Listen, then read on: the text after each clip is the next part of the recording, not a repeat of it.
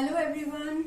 Let us begin today by showing our thanks, by conveying our thanks to all those who have brought us this class. Okay? First, we thank the planet Earth itself because the Earth, the planet, has given us a space to learn, to study, to live and everything. Okay? Secondly, we thank the technology that has brought us the mobile, the laptop, the computer, whatever you are using. Okay?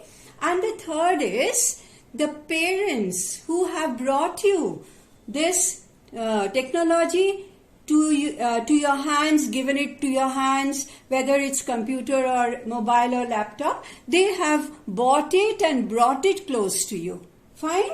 Okay. So today we begin with voice change. And this is not the main class, it's the foundation class. For voice change, the foundation class has three important factors which we have to deal with. Now in voice change, what do we have? See, we have active and passive. Active voice and passive voice. Okay? In these two voices, while we change from active to passive, what we are going to learn initially, later on we'll learn from passive to active. In this case, we need three important factors. The first factor is the three forms of verbs, that is present, past and past participle, which we can also say as V1, V2 or V3. While changing from active to passive, remember from active to passive, we are always using the past participle. And even from passive to active, we always use the past participle form. So the V3 form is the most important form among the three forms of verbs.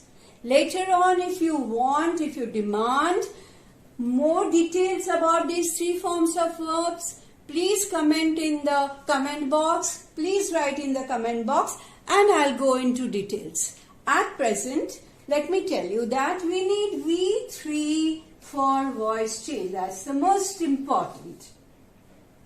The second basic thing is, while changing from active to passive, is we change from personal pronoun to possessive pronoun, and each possessive pronoun is preceded by.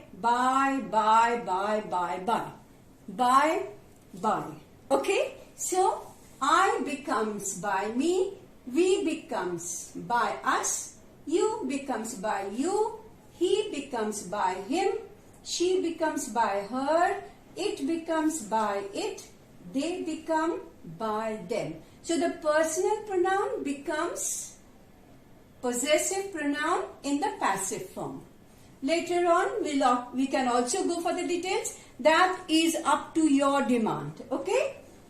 The third important factor that is very important while doing from passive to active or active to passive is the object.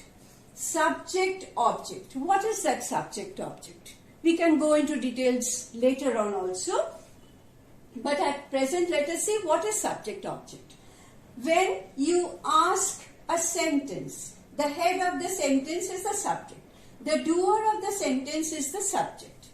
Ask the subject any question from these three, like what, who and whom. What, who and whom. And you get the answer. That means there is some noun or pronoun and the answer comes as a noun or a pronoun. Suppose you ask this question to, she made a doll. What did she make? She made a doll. Don't ask who made it, because then she comes in and she is the subject. You have to ask the question to the subject, not to the object. Okay? So you ask the question to she and you get the answer as doll. Then doll is the object. And doll is of course a noun. Then we have Reena. Reena gave, got rubbed. Just a minute. Okay, Reena gave me a pen. Now if you ask the question, what did Reena give? You get the answer, a pen. Again you can ask, who did Reena give a pen? To me. So in this sentence we see, it answers the question. What? It answers the question who. So we have two objects. Again we can go into these details. If you want it, please write it in the comment. What's your demand? Reena gave me a pen. Here it answers the question both what and who, and we get me and pen as the objects. Okay? Now we come to the third sentence. Raj spoke fluently. Raj spoke fluently. Now can you ask, what did Raj speak? No, you don't get the answer. Who did Raj speak to? No answer. Whom did Raj speak to? No answer. Only you can ask the question, how did Raj speak? Then you get the answer fluently. But the how is not the noun question. And you are asking the question, how to Raj, subject. No, you can't get the subject as the answer. The answer will always be object. It has to be object. So, there is no object here. We have here one object. Here we have two objects. And here we have no object. Okay? Now see in the fourth sentence, I have a storybook. What do you have? A storybook. So, storybook becomes the object. So, this is again a passive sentence.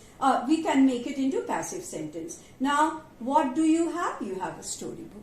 Here can be a passive. So, without an object, you can't have a passive. Okay? Now, this entire thing is the basic of voice change. You can go into the details of three forms of verbs, and there are many things, regular, irregular verbs, then we have finite, infinite, gerund, etc., etc. Many types of things are there. We can go into personal and possessive pronouns, we can go into subject, object, we can go into details. That will come later on. This is just for grade 4 and 5, which I mean to say class 4 and 5. Okay? Later on you can go on. So, here is the foundation of voice change, and we end up a class thanking the board itself because it has given us the entire foundation of the voice change in short for the present. Okay? Thank you. Goodbye.